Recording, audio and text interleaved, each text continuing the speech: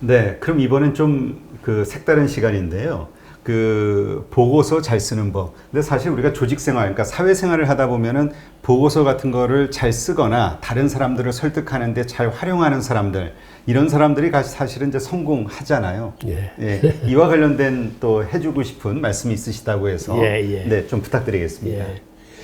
우선 미국에서는 지금 프레젠테이션 문화가 바뀌고 있습니다. 특히 실리콘밸리에서 그래요.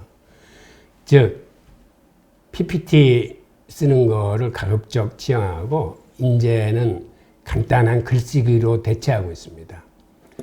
근데 글쓰기로 대체하는데 보고서가 최대 한 장을 넘기지 않게 쓰는 게 중요해요. 그래서 이거를 이제 원 페이지 리포트 혹은 원 페이지 프로포저라고 부르는데, 보통 회의 쪽에는 한 장도 많고 한 3분의 1 분량이 바람직하다고 그래요. 그만큼 간단 명료하게 핵심만 전달하는 게 이제 중요합니다. 그러니까 예전에는 PPT를 써가지고 PPT 만드는 것도 힘들었지만은 만들어가지고 이거를 발표하게 되면 시간도 오래 잡아먹고 그 다음에 여러 가지 부연 설명들이 들어가서 오히려 이것이 간단 명료하게 핵심만 전달하는 데는 이제는 방해된다라고 이제 판단하는 것 같아요. 그리고 아무리 큰 프로젝트라 하더라도 옛날 같으면은 프로젝트 하나를 발표하려면 사실은 자료집이 책 한 권 분량이었었어요. 네. 그런데 요새는 아무리 많아도 6장을 넘겨서는 안 된다는 일종의 불문율이 생기고 있습니다. 그래서 이걸 이제 6페이지 보고서라고 부르는데, 이 아마존의 경우를 한번 살펴보겠습니다. 아마존 같은 경우는 실제로 지금 제로 PPT를 사용하고 있어요. 그러니까 어떤 경우에도 이제는 PPT를 사용하지 말아라. 그 다음에 대신 큰 프로젝트를 발표할 적에도 최대 6쪽을 넘기지 마라 하고, 이제는 직원들한테 이런 글쓰기를 장려하고 있고, 그 글도 서술형 글쓰기를 이제 장려하고 있습니다. 그 아마존의 그 6쪽 보고서의 그 사례를 한번 들어보면, 6쪽 보고서를 이제 어떠한 구성으로 채우는 게 바람직한지 밝혀놓은 게 하나 있었는데, 그걸 한번 같이 살펴보죠. 서문에서는 이전 사업과 대비해서 그 차별점이나 장점, 그리고 이러한 새로운 프로젝트를 통해 무엇을 얻고 싶은지를 명확히 밝힌다. 그래서 체계적으로 발전시킬 부분을 명시하는 게 서문의 포인트입니다.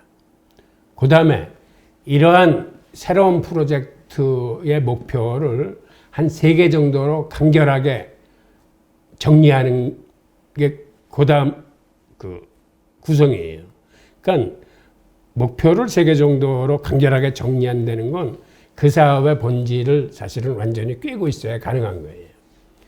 그리고 평소에 베조스가 강조하는 그 리더십의 14개 원칙이 있습니다. 가능한 그런 원칙들이 이 사업에 적용될 수 있게 보고서를 쓰는 게 또 하나의 일종의 팁이고, 그 다음에 보고서를 쓸 적에 가능하면 추상적 단어나 이런 거를 배제하고 구체적인 수치로 표현하는 거를 장려하고 있어요.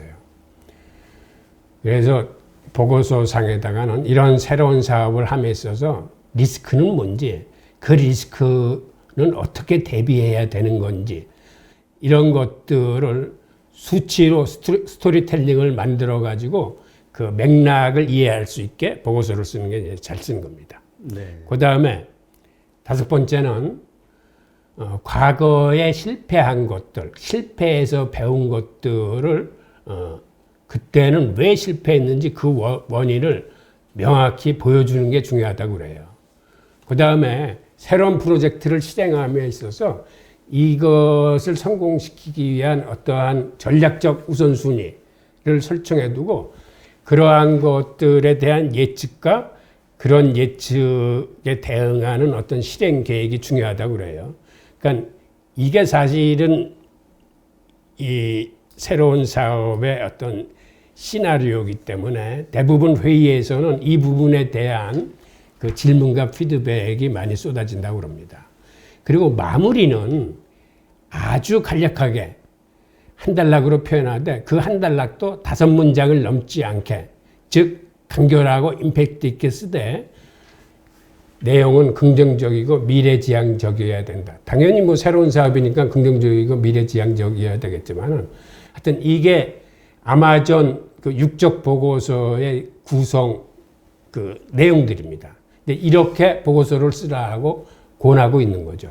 아마 이거는 우리 기업에 계신 분들이나 이런 분들한테도 이 예는 그 많은 참고점이 될 거라고 보고요. 그 다음에 아까 얘기했던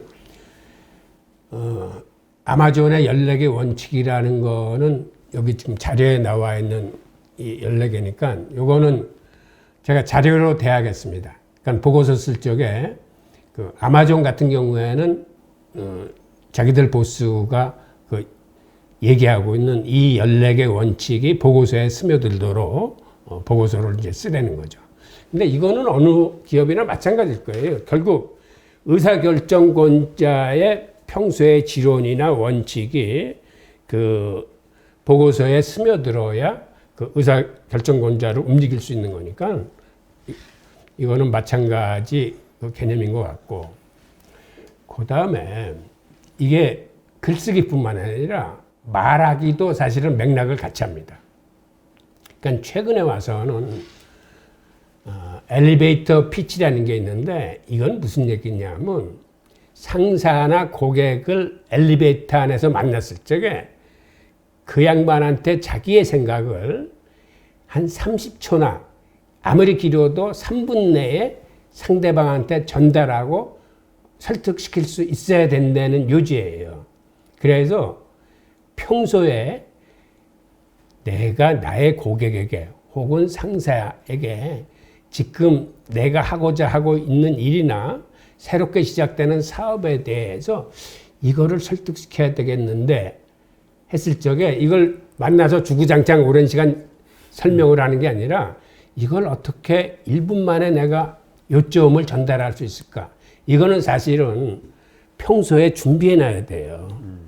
만나서 말을 빨리 한다고 해서 되는 게 아니고 평소에 내가 요거를 뭐 한 1분 30초면 1분 30초 내에 아주 요령 있게 본질을 전달하겠다라는 걸 준비해 놨다가 그렇게 불시에 만났을 적에라도 이렇게 말로 전달하는 게 이게 이제 굉장히 이제 중요하다고 하는 거고, 그 다음에는 그러면 이런 보고서를 쓰기 위해서 어떻게 시작해야 되는지에 대해서 한번 알아보겠습니다. 이제는 글쓰기가 기업은 물론이고 어느 조직에서나 이게 굉장히 중요해졌어요. 설사 1인 기업이라 할지라도 이게 상대방 고객을 설득시키고 홍보하는데 굉장히 중요한 요소로 이제는 성장했을 뿐만 아니라 사실은 이제 모든 학생들도 자소서를 통해서 뭐 대학에 들어간다거나 기업에 채용된다거나 하기 때문에 글쓰기는 날이 갈수록 이제 더 중요해집니다. 그런데 글을 써야 되겠다, 잘 써야 되겠다고 생각하면 글쓰기가 생각보다는 굉장히 힘들어요. 그렇죠. 뭐든 잘하려고 하면 너무 힘들죠. 어깨에 힘이 들어가면 글이 잘 안 써져. 그래서 가장 중요한 거는 처음부터 잘 쓰려고 생각하지 말고 자기가 얘기하고 싶은 것들을 뭐 단락이면 단락별로 혹은 키워드면 키워드 이것들을 그냥 쭉 나열해 보는 거예요. 그리고 단락으로 쓸 수 있는 거 혹은 키워드로 쓸 수 있는 거 뭐 이런 재료들을 쭉 나열해 본다면은 그 다음에는 문맥과 관계없이 이것이 논리가 안 맞더라도 그냥 다 한번 써보는 겁니다. 그러니까 잘 쓰겠다고 생각하지 않고 내가 하고 싶은 얘기를 두서없이 막 풀어놓겠다고 생각하면은 그러면 사실은 글이 써져요. 그러니까 이렇게 그 들이대는 게 가장 중요하다고 하는 거죠. 네. 그래서 괴테 같은 양반은 이런 이야기를 했어요. 무슨 얘기냐면 어떤 일을 할 수 있든 어떤 일을 하고 싶든 우선 시작하라. 과감하게 시작하는 것이야말로 가장 중요한 능력이다. 대담함 속에는 재능과 힘과 신비가 모두 깃들어 있다. 라고 얘기했는데 저도 이 얘기에 100배 동감합니다. 그러니까는 일단 시작하는 게 중요해요. 네. 그러니까 뭐 칼럼을 쓰든 책을 쓰든 뭐를 쓰든 일단은 내가 그걸 쓸 수 있을까? 내가 그걸 뭘 알아야 쓰지? 라고 생각하기 전에 일단 들이대고 쓰기 시작하는 겁니다. 그러면서 모자라는 부분은 나중에 이제 보충시켜 가는 거예요. 그 다음에 이제 이렇게 글을 썼으면 그래서 예를 들어서 내가 오늘 한 장짜리 보고서를 써야 된다 그러면 이런 식으로 2장을 써놓는 거예요. 2장을 써놓고 그거를 이제 제대로 된 편집을 해야 됩니다. 편집이라는 건 사실은 이제 재배치인데, 즉, 그 중에서 선택해야 되고 집중해야 될 만한 것들을 뽑아낸 다음에 가장 중요한 거를 가장 서두에 올리는 거예요. 제일 처음. 사실은 중요한 것보다 흥미있는 얘기나 재미있는 얘기를 서두에 올릴 수 있으면 더 좋아요. 어떤 상대방의 눈길을 끌 만한 이런 얘기.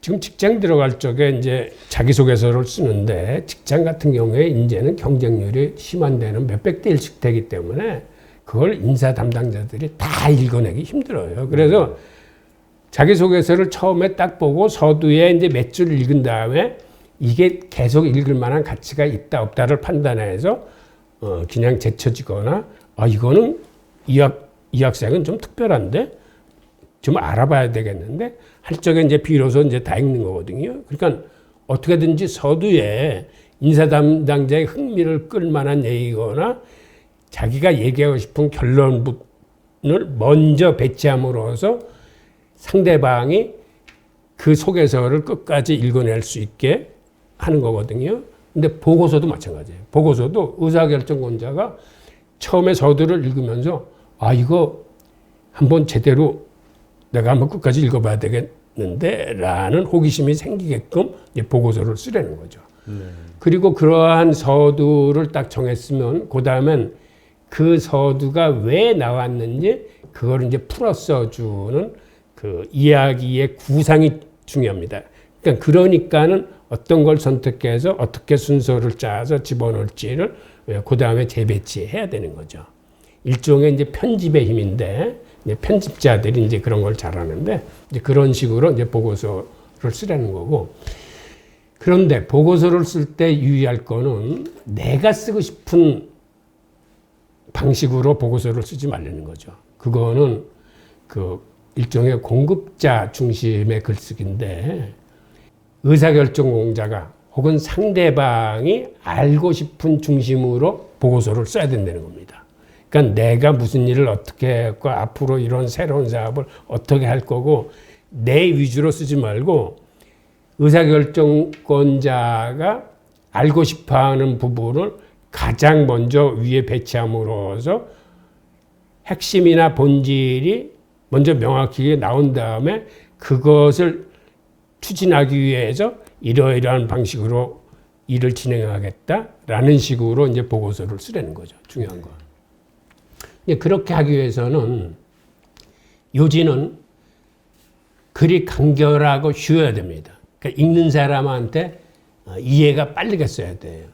그러니까 그렇게 쓰려면은 어떤 훈련을 해야 하냐면 이것도 일종의 훈련인데 한 장짜리 보고서를 하면 일단 2장을 써놓은 다음에 그거를 한 장으로 다시 요약을 하는 겁니다. 근데 요약하는 과정에서 사실은 요약을 하다 보면 자기가 미처 생각지 못했던 다른 얘기들을 더 보완하게 돼요. 그래서 줄인다고 줄였는데 어떤 경우에는 심지어는 2장을 한 장으로 줄이려고 시작을 했는데 이게 석 장으로 늘어나는 경우도 있어요. 네. 그러면 이걸 다시 한 장으로 줄여야 돼요. 하여튼 어떻게 해서라도. 그런데 그 과정에서 줄이다 보면 불필요한 군더더기들이 다 삭제돼서 나가서 오히려 글에 힘이 붙습니다. 그 다음에 본질적으로 요약을 해서 이렇게 요점 정리를 하려다 보면은 이게 훈련을 통해서 스스로의 사고도 간결하고 논리적이 돼. 그래서 글은 간결하고 명료한 글이 좋은 글이에요. 그리고 거기에다가 이제 재미까지 곁들인 스토리팅이 될 수 있으면 금상첨화인데, 즉 의미와 재미가 같이 붙어 있어야 돼. 이게 아무리 딱딱한 보고서라지만. 그 다음에 자기가 뭔가를 자세히 설명해 주고 싶은 부분이 있으면 그거는 첨부 자료로 돌리라는 거지. 그 본문에 놓지 말고, 그러니까 심층 분석이나 통계가 필요하면 첨부 자료를 집어넣어 가지고 그거는 나중에 의사결정권자가 궁금하면 들춰볼 수 있게끔 하여튼 어떻게 해서든지 아무리 그 방대한 내용이라도 한 페이지로 이렇게 줄이는 훈련이 필요하고요. 그 다음에 이걸 줄이는 요령이 있는데, 이거 전 중앙일보의 그 배상복 기자라는 분이 만든 이제 문장의 10개명인데 이게 아주 잘 돼 있어요. 이거 그 포털에 찾아보면 이거 굉장히 긴 예문까지 포함된 것도 있고 이렇게 한 페이지로 간단하게 나온 것도 있는데, 이거는 1번이 간단 명령하게 작성하라. 이게 아마 기자들이 기자체로 기사를 쓰다가 이제 만들어낸 것 같은데, 그 다음에 중복이나 비문을 피하라. 뭐 호응이 중요하다. 피동형으로 만들지 말고 능동태로 써라. 그 다음에 단어의 위치에 신경 써라 등. 그러니까 이거는 사실은 글 쓰는 사람이 되면 몸에 익혀야 됩니다. 그래서 이게 아주 자연스럽게 몸에 익혀가지고 이제 글이 써질 정도가 돼야 이제 글 쓸 자세가 되었다라고 이제 볼 수 있는 거죠. 그러니까 이렇게 해서 임팩트 있는 의견이 전달될 적에 상대로부터도 임팩트 있는 의견을 뽑아낼 수 있다는 거거든요. 그러니까 보고서가 제대로 된 보고서래야 상대방의 피드백도 거기에 맞춰서 임팩트 있는 의견이 나올 수 있다는 거고. 그러니까 이러한 보고서를 통해서 이제 새로운 아이디어나 새로운 개념이나 새로운 서비스나 새로운 제품이 이제 창출될 수 있는 거죠. 그래서 이제는 기업이건 조직이건 이런 보고서 작성 요령이나 이런 스피치 요령에 대한 건 사실은 이거를 학습을 해야 돼요. 이렇게 한번 쭉 얘기만으로 하는 것보다는 이거는 연습과 실전과 훈련을 통해서 직원들이 이제 몸에 익혀야 되기 때문에 이거는 어떤 회사 차원에서 이런 거를 중요한 학습의 하나로서 직원들한테 이제 교육시킬 필요가 있는 거죠. 네. 또 사실 뭐 홍익희 교수님도 워낙 글을 잘 쓰시니까 책도 여러 권 내시고요. 사실 유대인 경제사 10권인가요 지금? 예. 그러니까 하여튼 가끔 저도 이렇게 뵐 때마다 이 생각을 저렇게 잘 상대에게 이해될 수 있게 전달할 수 있는 그 글 능력, 글쓰기 능력, 이게 참 부러울 때가 있는데, 이러한 방식으로 우리가 뭐 보고서건 뭐 책이건 이런 식으로 쓰는 연습을 한번 해봐야겠네요. 예. 근데 사실 지금 SNS 시대다 보니까 짧은 글쓰기, 단문 글쓰기가 요새 핫하거든요. 어떻게 그 짧은 글을 통해서 내가 하고 싶은 말, 전달하고 싶은 거, 원하는 거를 표현할 수 있을까? 근데 이 보고서 작성하는 법, 요것을 적용한다면 모든 게 다 동일해지겠네요. 그렇죠. 이게 사실은 어떤 글쓰기나 요령은 마찬가지입니다. 네. 오늘 또 이렇게 비즈니스에 실용적으로 우리가 접목해서 활용해 볼 수 있는 보고서, 뭐 글 쓰는 법, 사실 이게 또 말하는 법하고도 원칙은 똑같으니까. 네. 비즈니스에서 성공할 수 있는 방법, 아주 기본적인 방법에 대해서 오늘 또 이야기를 나눴습니다. 네, 오늘 이렇게 좋은 인사이트를 함께 해주신 홍익희 교수님께 감사드립니다. 예, 감사합니다.